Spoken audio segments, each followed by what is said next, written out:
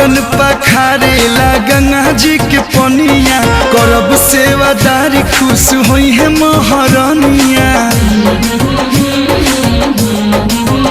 कौनो कमी ना स्वागत में होई पिया, चौक पूरे बरब घिउआ के चौमुख दिया। लाल चुनरी ले आई तहरा समही चढ़ाई, और जी करब माई के मथवा झुका।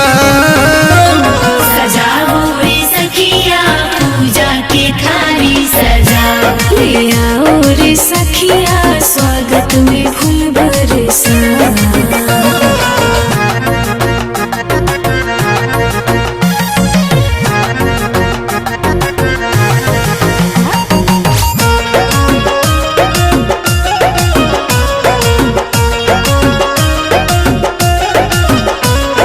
जौन लागी पूजा में सब हम लियाइम, गमछा से रहिया के धुलवा हटाइम।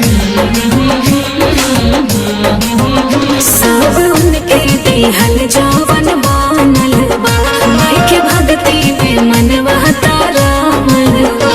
पवन कालू के बोलाई माई के पचरा गावाई, सबसे कहे मिल के ताली बजाओ।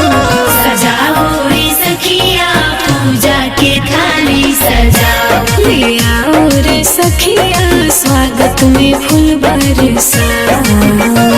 जय माता दी।